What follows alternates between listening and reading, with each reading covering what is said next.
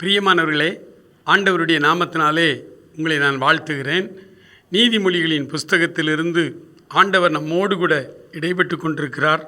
இன்றைக்கு 2ஆம் அதிகாரத்தில் ரெண்டு வசனங்களை நான் உங்களுக்காக வாசிக்கிறேன். 2ஆம் அதிகாரத்தில் 2 வசனங்களை வாசிக்கிறேன். 2வது வசனம், 1வது வசனம், 2வது வசனம். என் மகனே, உன் செவியை ஞானத்துக்கு சாய்த்து உன் இருதயத்தை புத்திக்கு அமைய பண்ணும் பொருட்டு நீ என் வார்த்தைகளை ஏற்றுக்கொண்டு என் கட்டளைகளை உன்னிடத்தில் பத்திரப்படுத்தி என்று அந்த வசனம் சொல்லுகிறது.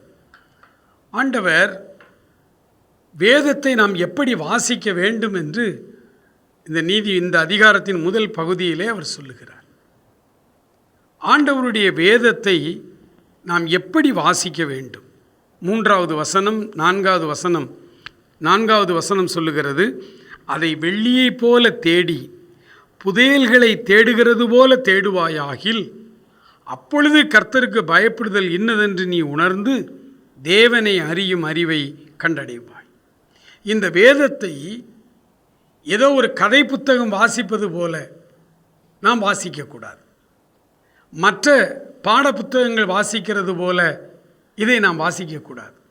ஏனென்றால் இந்த உலகத்தில் உள்ள மற்ற எல்லா புத்தகங்களுக்கும் இந்த புத்தகத்திற்கும் ஒரு பெரிய வித்தியாசம் உண்டு. மற்ற புத்தகங்களெல்லாம் நமக்கு செய்தியை தருகிறது. இந்த புத்தகம் மாத்திரம்தான் நமக்கு ஜீவனை தருகிறது. உயிருள்ள வார்த்தைகள் அடங்கிய புத்தகம் இது ஒன்று தான். ஆகவே தான் ஆண்டவர் சொல்லுகிறார், இதை சும்மா வாசித்தால் அதில் நமக்கு ஒரு பெரிய பிரயோஜனம் இல்லை. மனப்பாடம் பண்ணுவதனால் அதில் நமக்கு ஒன்றும் பெரிய பிரயோஜனம் இல்லை. ஆனால் எப்படி தேடணும்? ட்ரெஷர், இது புதையல். வெள்ளியை தேடுவது போல தேடி, புதையல்களை தேடி செல்கிறவர்கள் போல புதையலை தேடுகிறது போல இதை தேடி அப்படி நாம் வாசிக்க வேண்டும். ஆர்வம் இருக்க வேண்டும், நமக்குள்ளே பெரிய ஆசை இருக்க வேண்டும். ஒவ்வொரு நாளும் காலையிலே இந்த புத்தகத்திலே இருந்து எனக்கு புதையலை ஆண்டவர் வைத்திருக்கிறார், ஆசீர்வாதங்களை வைத்திருக்கிறார் என்று நாம் இதை ஆவலோடு, ஆர்வத்தோடு, பாசத்தோடு இந்த புத்தகத்தை கையில் எடுத்து வாசிக்கும் பொழுது வேதம் சொல்லுகிறது, தேவனை அறியும் அறிவை கண்டடைவாய். அப்பொழுது நீ கர்த்தருக்கு பயப்படுதல் இன்னதென்று உணர்ந்து கொள்வாய். எனக்கு அன்பான ஆண்டவருடைய பிள்ளைகளே, இந்த புத்தகத்தை வெள்ளியை தேடுவது போல, புதையல்களை தேடுவது போல ஆண்டவருடைய புத்திமதிகள் அடங்கிய இந்த புத்தகத்தை நாம் வாசிக்க வேண்டும். வயதான ஒரு அங்கிள் சென்னையிலே ஒரு முறை நான் ஊழியத்திற்கு செல்லும் பொழுது அவரோடு பேசி கொண்டிருந்தேன். அவர் சொன்னார், என்னுடைய வாலிப வயதிலே உயர் அதிகாரியாக நான் பணியாற்றும் பொழுதெல்லாம் தினமும் காலையிலே பைபிள் வாசித்து விட்டு தான் மற்ற காரியங்களை பார்ப்பேன்.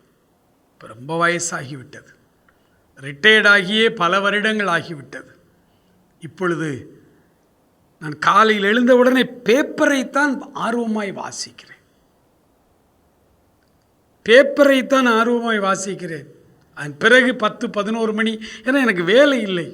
ஆகவே நான் மெதுவாய் பைபிள் வாசிக்கிறேன். ஆனால் நான் சமீபத்தில் ஆண்டவர் என்னை உணர்த்தினார், இந்த புத்தகத்தை புதையலை தேடுவது போல, பொக்கிஷத்தை தேடுவது போல நீ தேடி வாசிக்க வேண்டும் என்று நான் ஒரு தீர்மானம் எடுத்துக்கேன். பிரதர், இனிமேல் நான் காலையில் எழுந்தவுடனே பைபிள் வாசித்து விட்டுத்தான் அதன் பிறகு நியூஸ் பேப்பர் வாசிக்க வேண்டும் என்று பொருத்தனை எடுத்திருக்கிறேன் என்று சொன்னார். நாமும் கூட ஆவலோடு காலை எழுந்தவுடனே பைபிள் வாசிப்போமா? அன்பு நிறைந்த பரலோக பிதாவே, இந்த காலை வேளைக்காக நன்றியோடு மை துதிக்கிறோம். ஆண்டவரே, காலையிலே எழுந்தவுடனே வேதத்தை வாசிக்கிறவர்களாக, ஆண்டவரே, செய்தித்தாளுக்கு முன்பாகவே பைபிள் வாசிக்கிறவர்களாக எங்களை நீர் மாற்றும்படிக்கும் இடத்திலே மன்றாடுகிறோம்.